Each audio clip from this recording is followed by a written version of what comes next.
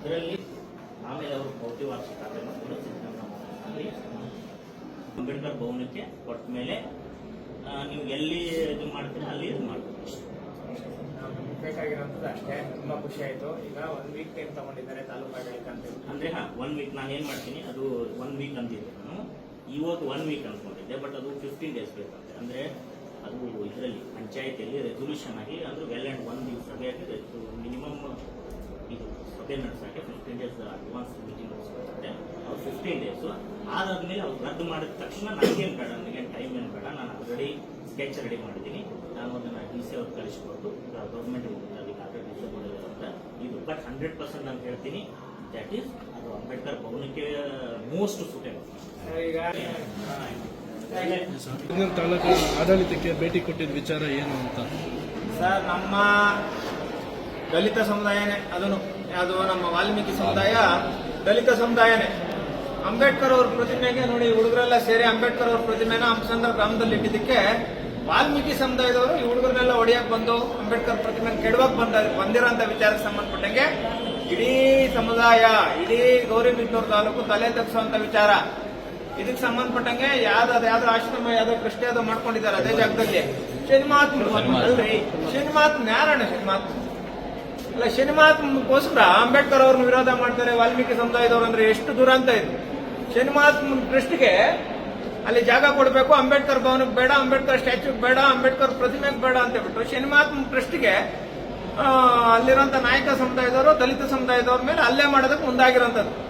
ತಹಸೀಲ್ದಾರ್ ಸಾಹೇಬ್ರೆ ಬಂದು ಇಮಿಡಿಯೇಟ್ ಆಗಿ ಆ ಖಾತೆ ನಕಲಿ ಖಾತೆ ಆಗೈತೆ, ಟ್ರಸ್ಟ್ಗಾಗಿರೋಂಥ ಖಾತೆ ನಕಲಿ ಖಾತೆ, ಅದನ್ನು ವಜಾ ಮಾಡಬೇಕು. ಅದನ್ನ ಕೇವಲ ಇನ್ನೊಂದು 15 ದಿನಗಳಲ್ಲಿ ನಮ್ಗೆ ಹೇಳಿದ್ದಾರೆ. ಯಾಕಂದ್ರೆ ಅದು ಪಂಚಾಯತಿಗೆ ಕಂಬೈನ್ ಆಗಿರೋದ್ರಿಂದ ಜಮೀನು ಈಗಾಗಲೇ ಒಂದಷ್ಟು ಸೈಟ್ಗಳು ಮಾಡಿ ಮಾರಿರೋದ್ರಿಂದ ತಹಸೀಲ್ದಾರ್ ಅವರು ನಮ್ಗೆ ಈಗಾಗಲೇ ವಿಚಾರ ಮುಗಿಸಿದ್ದಾರೆ. ಏನಂತ ಹೇಳಿದ್ದಾರೆ ಅಂದ್ರೆ ಕೇವಲ 15 ದಿನದಲ್ಲೇ ಆ ಜಾಗನ ಅಂಬೇಡ್ಕರ್ ಭವನಕ್ಕೆ ಮಾಡ್ಕೊಡ್ತೀನಿ ಅಂತ ಹೇಳಿದ್ದಾರೆ. 100% ಆ ಸ್ಟ್ಯಾಚ್ಯೂನ ಅಲ್ಲೇ ಐತಿ, ಪ್ರತಿಮೆನ ಅಂಬೇಡ್ಕರ್ ಪ್ರತಿಮೆನ ಅಲ್ಲೇ ಐತಿ. ಅಂಬೇಡ್ಕರ್ ಅವ್ರ ಪ್ರತಿಮೆಗೆ ಇವರು ಗಂಡಸರಾದ್ರೆ ಮುಟ್ಟಂತೇಳಿ ಇದ್ಮೇಲೆ ನೋಡೋಣ. ಈಗ ನಾವು ಇಷ್ಟು ದಿನ ತಾಳ್ಮೆಯಿಂದ ಇದೀವಿ.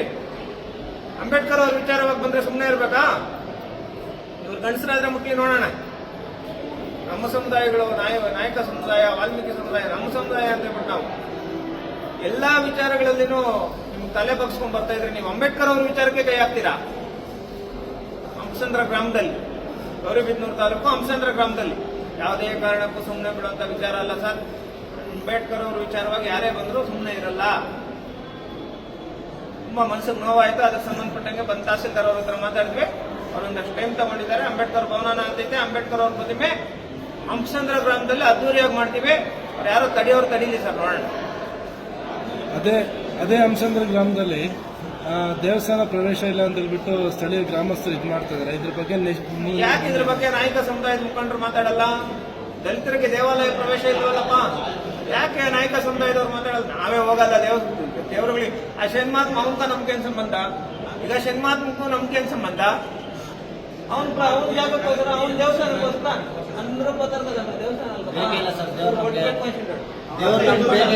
ಬಟ್ಟೆಟ್ ನೋಡಿ ಇಲ್ಲಿ ನಮ್ಮವರೇ ಬಟ್ಟೆ ಇಟ್ಕೊಳ್ಳೋದು. ನಮ್ಮವರೇ ಬಟ್ಟೆ ಇಟ್ಕೊಳ್ಳೋದು.